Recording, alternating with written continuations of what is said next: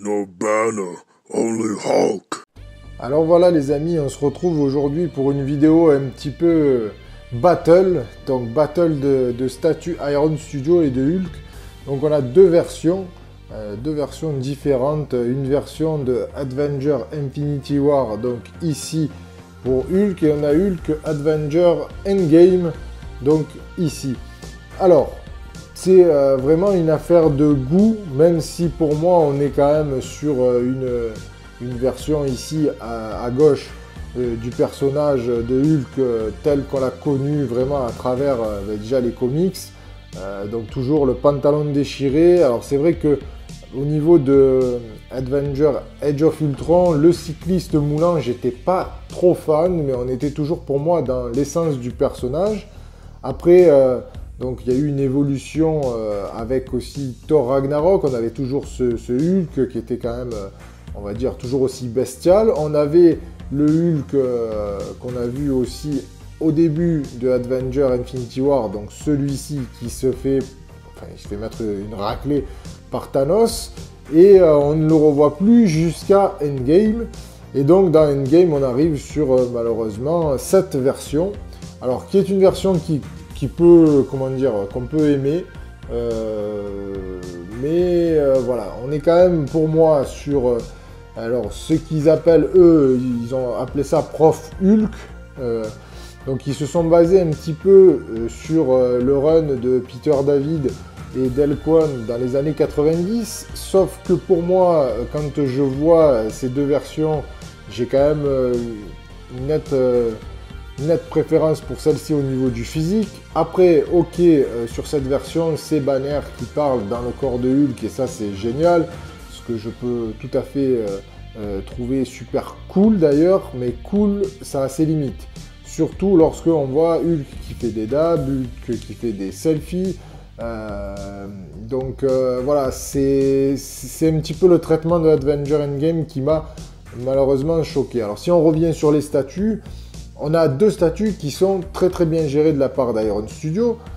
Je vous les ai déjà présentées sur la chaîne, elles sont vraiment très jolies, elles sont super bien travaillées, elles sont accurate par rapport au film, sauf celle-ci si on se base sur la bataille du Wakanda, mais je parle en termes de finition et de qualité. Malheureusement, ce Hulk là, il a une pose qui est plus dynamique que celui-ci, c'est vrai, donc le Hulk de droite est plus dynamique dans sa pose que le Hulk de gauche, mais en termes, on va dire, de bestialité, de badassitude, celui de gauche l'emporte. Donc franchement, je peux pas... Celui-ci, c'est la pose qui fait vraiment la différence. La seule chose qui me gâche, c'est qu'il est beaucoup moins massif que celui-ci. C'est-à-dire que là je reparle encore du comics des années 90, pardon.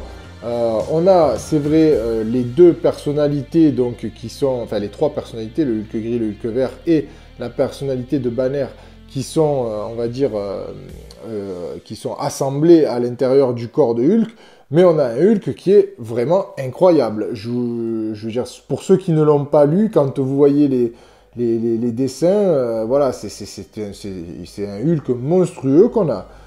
Et on a, bien sûr, Banner, qui est d'ailleurs en plus, si je fais le rapprochement avec Endgame, il est trop cool. Il est cool, voire trop gentil. Alors que dans la version qu'on avait dans le comics des années 90, on avait un Banner qui était vraiment plein d'assurance, qui faisait des blagues, qui était, voilà, il était en pleine possession de tous ses pouvoirs, en plus de l'intelligence qu'il avait. Donc c'est là où j'étais un petit peu déçu. Donc cette version, si on parle de finition et de qualité, bien sûr, je dirais presque qu'elles se valent. Quoique j'ai une nette préférence pour celle de gauche en termes de couleur et tout ça. Mais et même au niveau du HS, je la trouve un peu mieux réussie, celle de gauche. Après, voilà, pour moi, je mettrais maximum de points sur celle de gauche. Et il y a juste un point pour moi qui est sur celle-ci, c'est la pose. Oui, c'est une pose qui est plus dynamique, tout simplement. Alors après, je vous ai pas mis la version avec le gant parce que je trouve que c'est pas non plus. Enfin, moi, je n'aime pas trop ce petit accessoire. Pour moi, c'était pas forcément utile. C'est un plus, hein, quand on achète une statue quand même qui a un certain prix, il y a des accessoires. Ça permet un petit peu de redynamiser un petit peu la pièce à travers des accessoires. Donc je dis pas le contraire. Mais voilà, donc pour moi, c'est le Hulk de gauche qui l'emporte.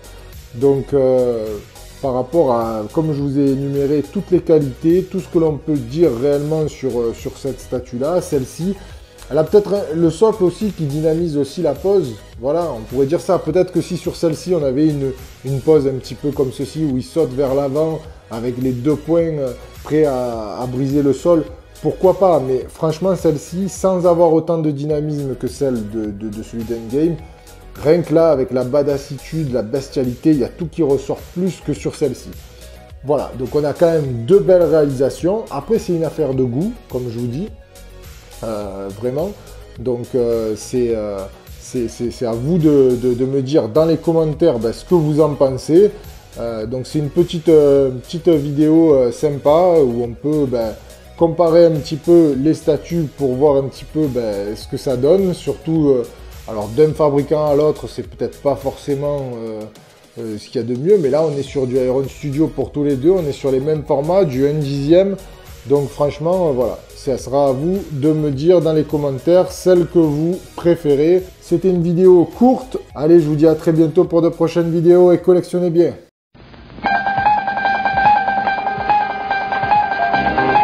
David Banner, physician, scientist, searching for a way to tap into the hidden strengths that all humans have.